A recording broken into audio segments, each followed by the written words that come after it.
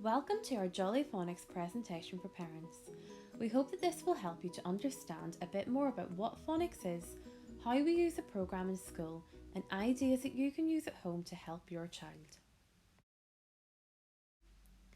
Phonics is the sound that each letter or combination of letters make.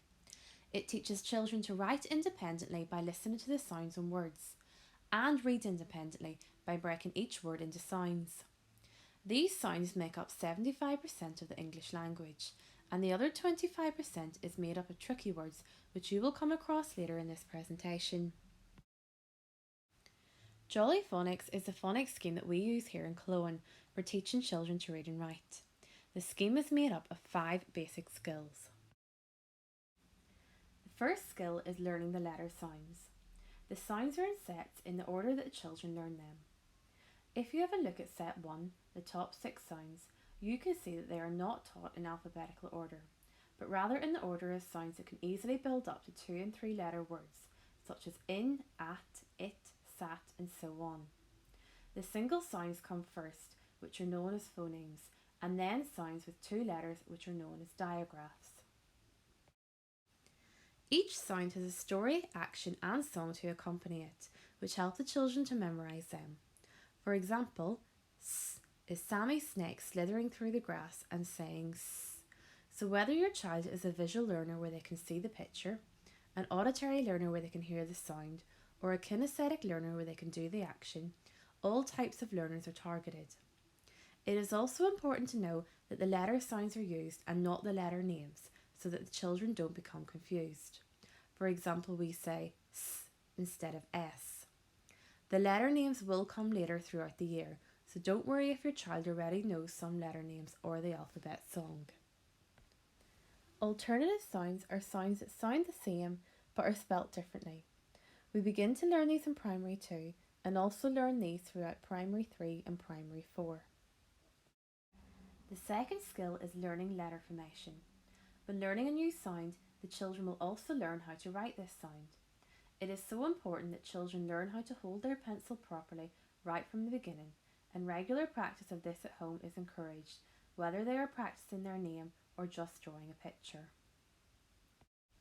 In school, we are always using practical and exciting activities to help children with their formation, such as using Play-Doh, tracing, painting, writing with chalk, or writing in materials like shaving foam.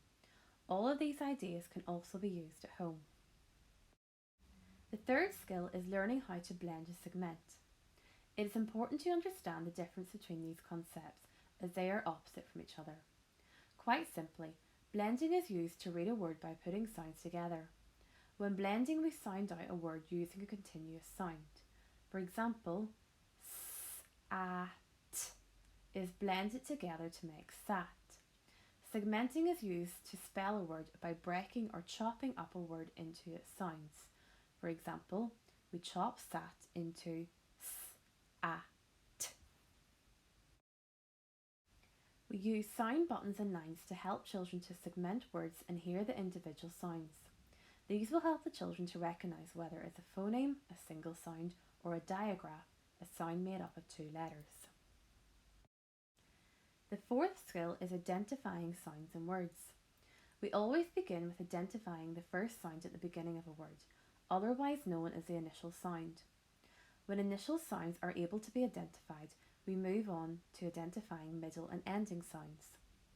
We usually identify these sounds within CVC words, which are 3-letter words that follow the pattern of a consonant, a vowel, and a consonant, such as log, tap, sat, cat, and so on. For example, the CVC word is cup. The initial sound is k, the middle sound is and the ending sound is p. The fifth and final skill is tricky words, which make up the other 25% of the English language. Tricky words are known as tricky because they cannot be sounded out using our sounds knowledge, but instead the children learn to read and spell them through regular practice in school. So how can you help at home? When your child is reading or writing, encourage your child to sound out individual sounds instead of telling them it. Remember that all children learn at different paces, and some children pick up the sounds quicker than others, so lots of regular practice is encouraged to consolidate their learning. We understand that phonics is a lot to take in and understand all at once, so please don't panic if you're not familiar with it. A video has also been posted with all of the sounds, which you will be able to refer back to when needed. As your child progresses throughout the year, you can use both this video and PowerPoint to keep you right. We hope that this has helped, and remember that if you ever have any questions, please do not hesitate to get in touch with us.